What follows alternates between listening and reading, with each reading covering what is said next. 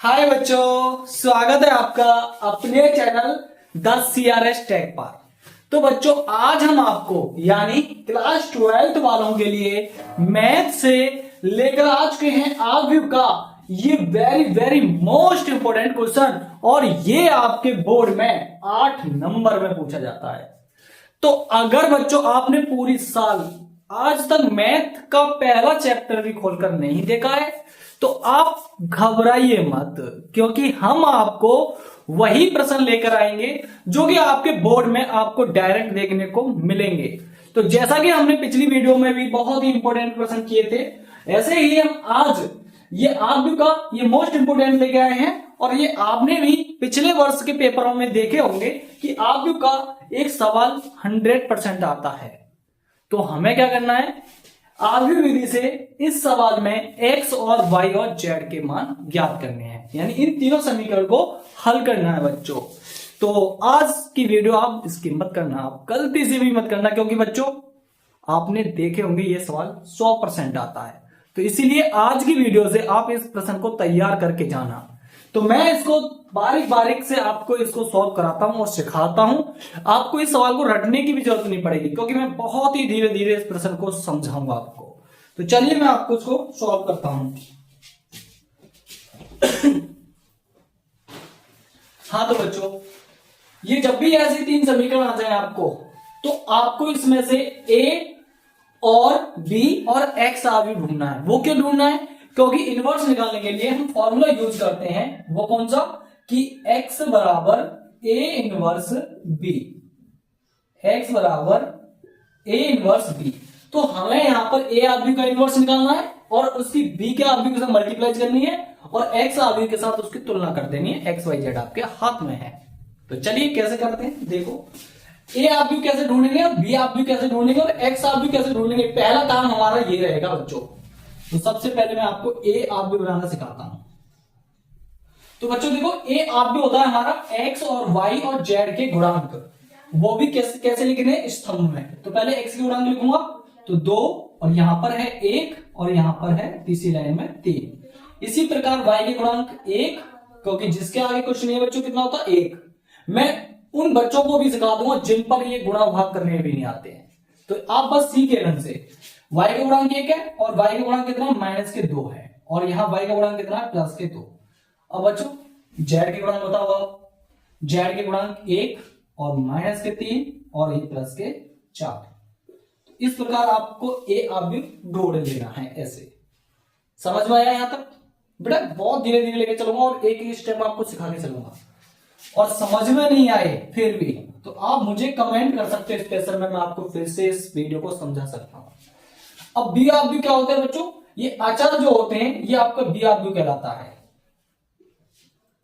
तो देखो 1 और 1 और 3 ये हो गया हमारा बी आप भी। और उसके बाद एक्स आव्यू, एक्स आव्यू होता है आपका चर राशियों का समूह, यानी आव्यू। कौन कौन सी चर राशि है इसमें? x है और y है और z है। बताओ बच्चों, यहां तक क्लियर है? और सभी को आप यहां तक पता होना चाहिए बच्चों। अब बात करते हैं a आव्यू का हमें इनवर्स निकालना है। अब बच्चों a आव्यू का इनवर्स सबसे पहले निकालने के लिए उनमें हमें कई चीज निकालनी पड़ती है। वो कौन कौन सी चीज निकालनी पड़ती है?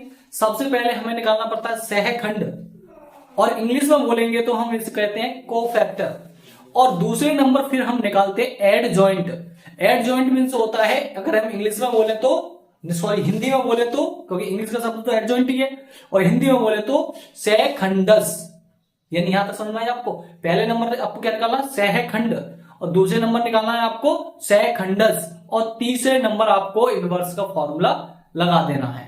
अब वो कैसे निकालेंगे मैं आपको बता रहा हूं, ये आप लिख भी लो साइड में जिससे कि आपको याद रहे। इसमें ध्यान रख देता हूं। नंबर 1 हमें निकालना है सहखंड, क्योंकि बहुत से बच्चों को डाउट होता है कि भाई सहखंड और सहखंडस में क्या अंतर है, हमें क्या निकालना है पहले और क्या नहीं निकालना है। इसीलिए मैं यहां पर लिख दे रहा हूं सहखंडस। अब इस बच्चों सहखंड निकालने के लिए फॉर्मूला होता है। वो फॉर्मूला क्या है? aij और बराबर -1 की पावर i प्लस j और इंटू mij। ये फॉर्मूला होता है सहखंड निकालने के लिए। अब लेकिन बच्चों मेरी एक शर्त है यहां पर, क्या शर्त है कि हम इनवर्स तभी निकाल सकते हैं जब आव्यूह का अस्तित्व हो।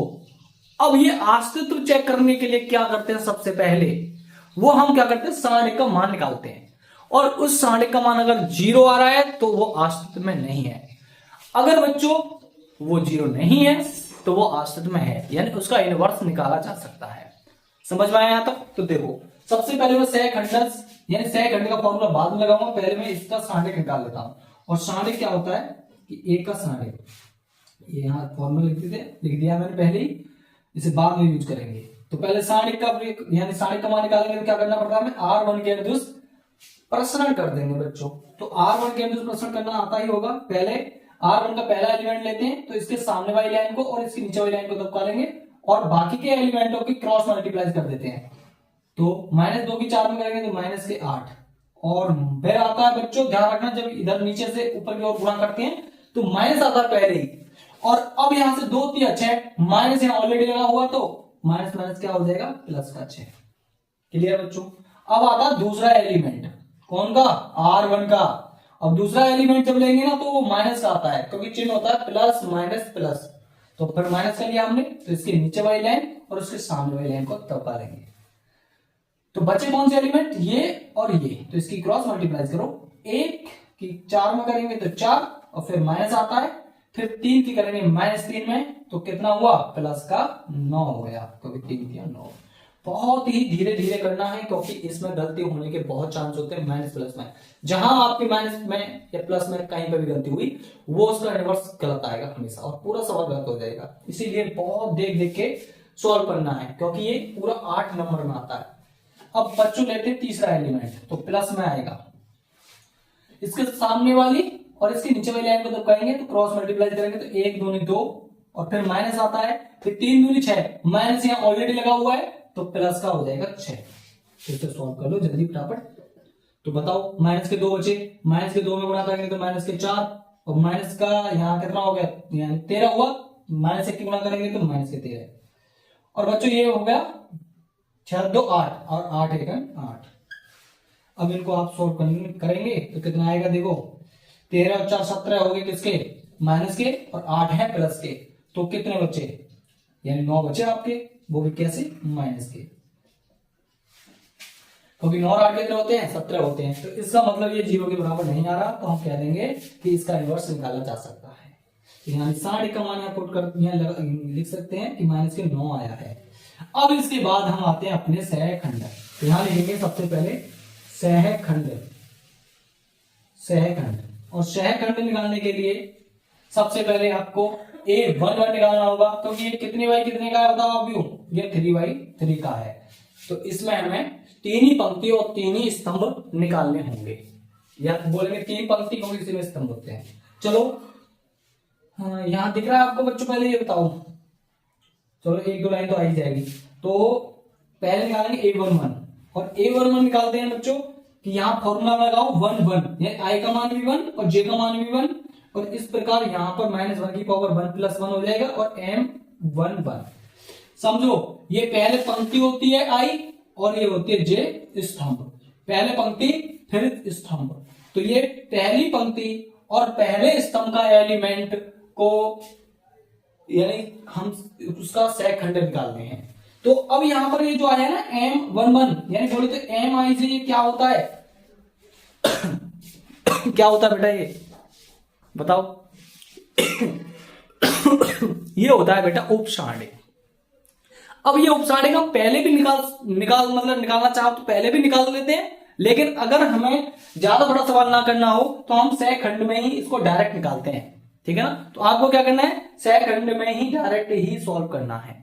तो कैसे करेंगे देखो, तो यहां पर -1 की पावर कितनी हो जाएगी 2, और इंटू M11 क्या होता है, देखो पहली पंक्ति और पहले स्तंभ को दबा लेते हैं, बाकी का जो क्रॉस मल्टीप्लाई करते हैं वही आपका उपसारणिक कहलाता है।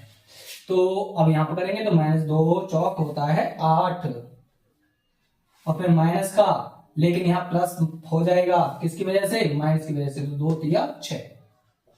इसे सॉल्व करेंगे तो ध्यान रखना -1 की घात अगर बेटा इवन है, इवन जानते हो इवन जानते हो बच्चों, समघात। अगर सम आ रही हो तो उसका नेगेटिव खत्म हो जाता है, आप सभी जानते हैं। और अगर ऑड घात है यानी विषम घात है तो वहां से माइनस निकल कर आ जाता है। तो यही चीज आपको दिमाग में रखनी है, तभी जल्दी जल्दी सॉल्व कर पाओगे आप। तो देखो यहां से तो माइनस खत्म, अब यहां बचा उस -8 में से 6 गए तो -2, तो केवल बचेगा -2, क्योंकि एक की गुणा करेंगे तो उतना ही रहेगा। बताओ बच्चों, समझ में आ रहा है आपको? कितनी धीरे धीरे करा रहा हूं मैं आपको, एक एक स्टेप सिखा रहा हूं। आप कमेंट करना, अगर वीडियो अच्छी लग रही हो तो वीडियो को लाइक भी करना साथ में। मैंने A11 निकाल दिया, इसी प्रकार आपको निकालना A12, तो मैं इधर की साइड में निकालूंगा A12। पहली पंक्ति और दूसरे स्तंभ का एलिमेंट, यानी इसको इसके सामने वाली और नीचे वाली लाइन कहेंगे तो क्रॉस मल्टीप्लाई, 1 चौक 4, सॉरी पहले फॉर्मूला लगा दो कि -1 की पावर 1 + 2 इंटू M12। बताओ बच्चों, उसके बाद सॉल्व करो इसे, -1 की पावर 3 हो गए इंटू M12 कैसे निकालेंगे, इसके नीचे सामने वाली, तो 1 चौक 4 और माइनस और 3 3 9, लेकिन यहाँ माइनस से इसलिए गए, प्लस के 9 हो जाएंगे बच्चों। सॉल्व करो इसे, -1 की घात 3 होगी, यानी ये 3 है, यदि और घात है तो माइनस निकल के आएगा यहां से, क्लियर है। और यहां से 4 और 9 कितने हो गए, 13, तो माइनस हो जाएंगे 13। बताओ बच्चों, ये गलती कर देते हैं, इसीलिए मैं बहुत धीरे धीरे समझा रहा हूं इसको। इसीलिए बच्चों थोड़ा आप क्वेश्चन थोड़ा लेट होगा, लेकिन एक बार में क्लियर हो जाएगा। आप थोड़ा पेशेंस रखना, क्योंकि भैया सीखने के लिए पेशेंस बहुत जरूरी है। बताओ 1 3 निकालेंगे तो क्या करना पड़ेगा, फॉर्मूला में पुट किया मैंने, और फॉर्मूला में पुट करने के बाद इसका माइनस निकालेंगे, तो ये तो हो गया 4 इंटू, निकालो माइनस, इसके नीचे वाली और इसके सामने वाली, तो 1 दूनी 2 माइनस और इसकी मल्टीप्लाई यहां, तो माइनस पहले ही है, तो कितना हो जाएगा 3 दूनी 6 प्लस का, यहां से समघात है तो माइनस खत्म, यहां हो गया 6 2 8, केवल प्लस के 8। बेटा ये निकल गई हमारी पहली पंक्ति। अब इसी प्रकार आपको निकालनी है दूसरी पंक्ति। तो दूसरी पंक्ति निकालेंगे तो दूसरी पंक्ति और पहला स्तंभ, तो -1 की पावर, अब देखो सीख के होंगे आप यहीं से, अब मैं डायरेक्ट जल्दी करूंगा। तो देखो 2 + के 1 और इंटू M21, और ये हो जाएगा -1 की पावर 3 और इंटू M21 निकाल लो। दूसरी पंक्ति पहला स्तंभ, तो इसकी इसमें और इसकी इसमें होगा, तो 1 चौक 4 और -2 एकन 2, यहां से माइनस निकल के आएगा और यहां से प्लस का 2 बचेगा, तो कितना होगा, -2 हो जाएगा। अब इसी प्रकार निकालना है बच्चों A22, -1 की पावर 2 + के 2 और इंटू M22, -1 की पावर 4 हो गया और इंटू M22, यानी माइनस क्या होगा M22 का, भैया इसके सामने वाली और इसके ऊपर वाली, तो 2 चौक 8 और 3 एकन 3। बताओ यहां से माइनस खत्म, तो केवल बचेगा प्लस के 5। बच्चों बताओ यहां तक क्लियर है सभी को? बताओ क्लियर है? चलो फिर आगे चलते हैं।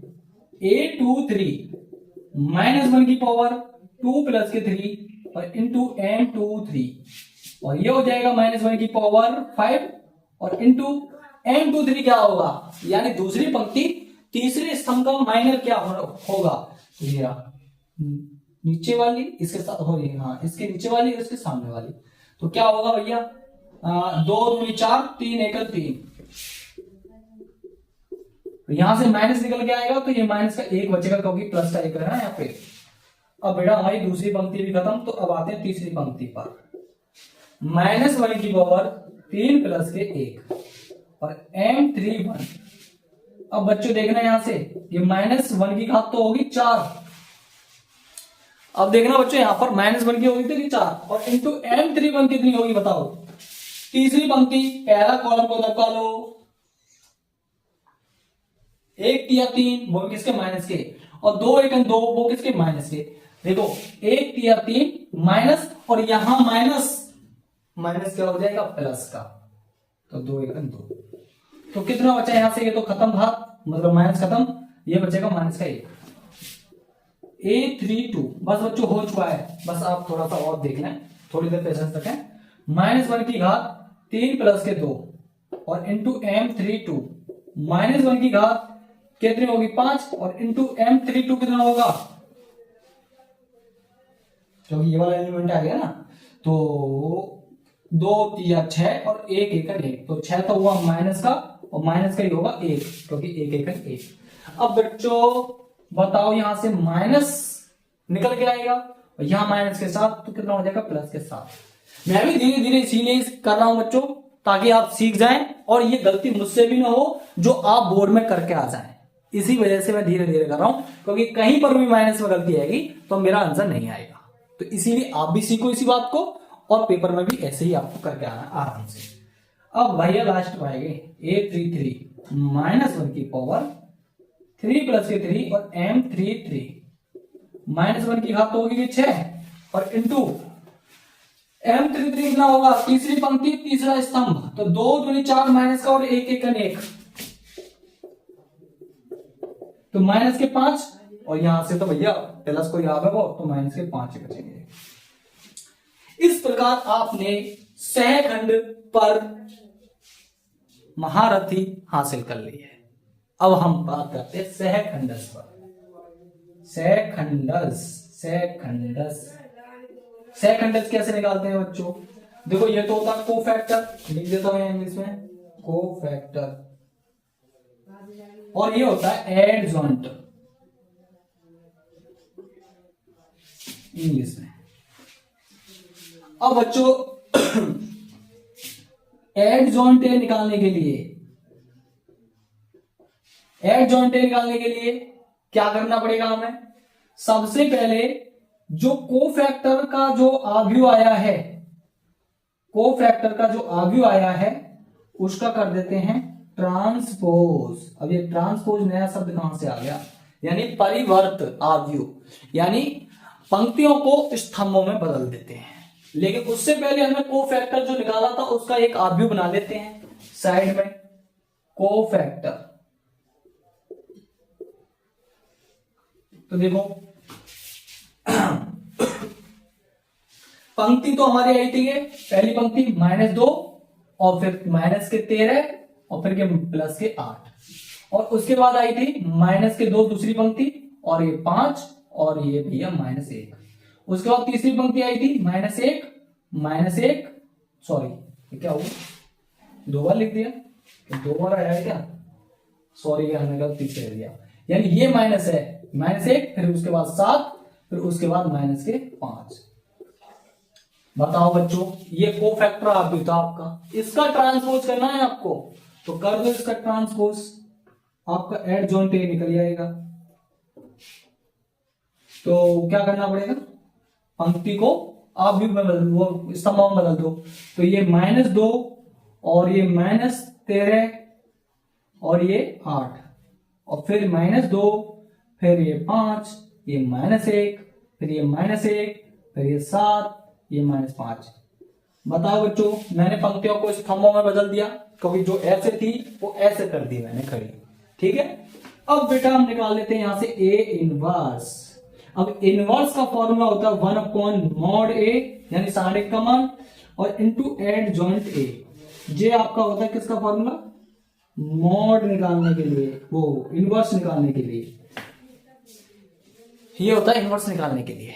तो बच्चों इनवर्स लगा देंगे फॉर्मूले में, तो A इनवर्स, तो सारणिक का तो मान आपको पता ही है कितना आया था बच्चों, -9 आया था। ये आपने सही तो निकाला है ना, ये और ध्यान रखना, क्योंकि गड़बड़ होगी तो भाई साहब मामला खराब हो जाएगा।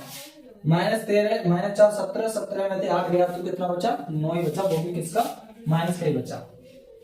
तो उसके बाद यहां लगा देंगे -9 और यहाँ सारणिक, ये कौन सा सारणिक कौन सा आप लगाना है, एडजॉइंट वाला जो एडजॉइंट निकाला है, तो -2 और -13 और ये 8, ये -2 ये 5 ये -1 ये 7 और ये -5।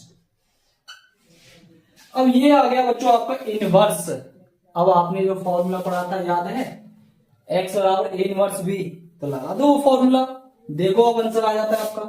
तो x = ए इनवर्स बी, फिर से मैंने फॉर्मूला लिख दिया है यहाँ पर। तो बच्चों आपको यहाँ पर दिखाई दे रहा, मैं एक बार चेक कर लूं। हाँ यहां तक तो दिखाई दे रहा था, अब यहां से नहीं दिखाई देगा तो मैं यहां निकाल देता हूं। ठीक है बच्चों, देख लो इधर वही साथ साथ में कहां से कैसे उतारना है, ये भी विशेष का ध्यान रखना। तो एक्स आप भी क्या होता है आपका पता है, एक्स वाई जेड बराबर, और ए इनवर्स आप भी कौन सा आया था आपका, ये रहा ए इनवर्स आया था 1/-9, और उसके बाद -2 -13, और ये बच्चों प्लस के 8, -2 और ये 5 -1, ये -1 और ये 7 और ये -5। अब बेटा इनटू,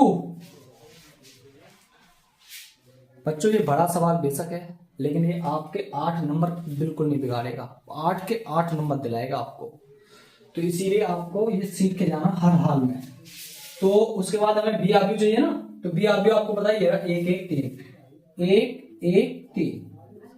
अब इसके बाद हम मल्टीप्लाई करते हैं इस प्रकार से, देखो इस प्रकार से हम मल्टीप्लाई करते हैं। तो इस आरबी को तो यूं ही लिख लो कि एक्स वाई जेड।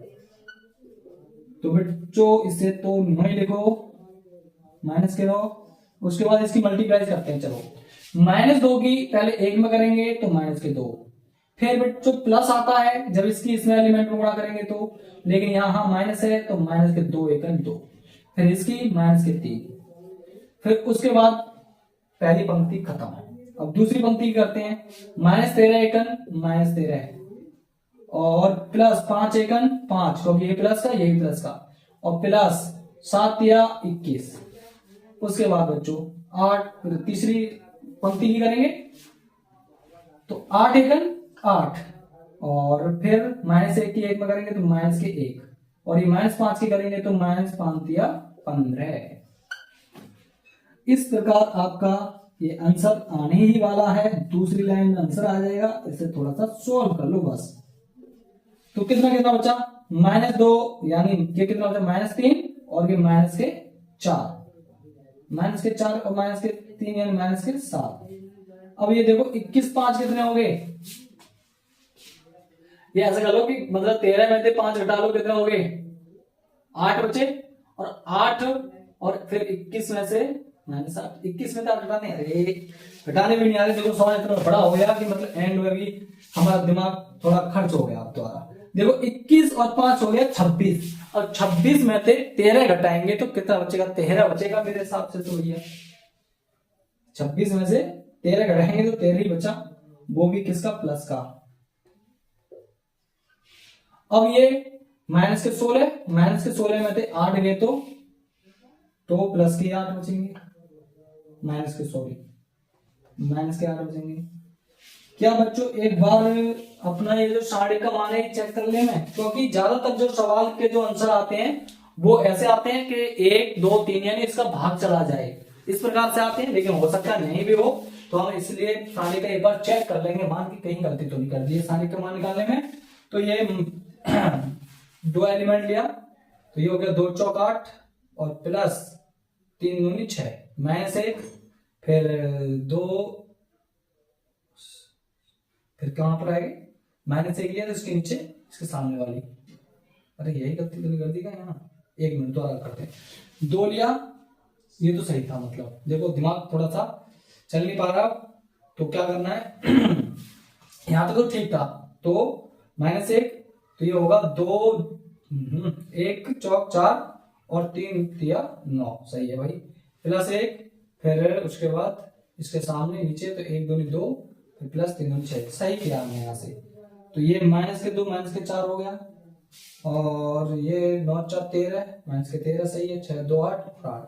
हालांकि ये सही है, हमने बढ़िया किया है, लेकिन यही हमें चेक करना भी जरूरी था, इसीलिए हमने चेक किया है। तो यही आपका इनवर्स होगा बच्चों, इतना ही इसका आंसर छोड़ना है आपको। तो इस प्रकार आपसे यानी आपसे ऐसे ही सवाल पूछेगा, आपको ऐसे ही सॉल्व करके आना है और आपके 8 नंबर पक्के हो जाएंगे। अगर बच्चों आपको वीडियो अच्छी लगी हो तो वीडियो को लाइक करना, शेयर करना, और बच्चों आप मुझे कमेंट करो मैं आपको इसी प्रकार एज ए ही इंपॉर्टेंट क्वेश्चन लेकर आऊंगा।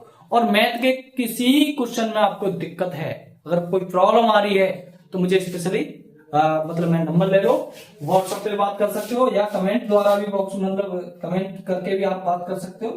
मैं आपका सॉल्यूशन उस क्वेश्चन का जरूर लाऊंगा। 3904 इस पे आप मैसेज करो और इस पे आप जो भी डाउट है आपके उससे डाउट क्लियर कर सकते हो। तो मिलते हैं बच्चों नेक्स्ट वीडियो में।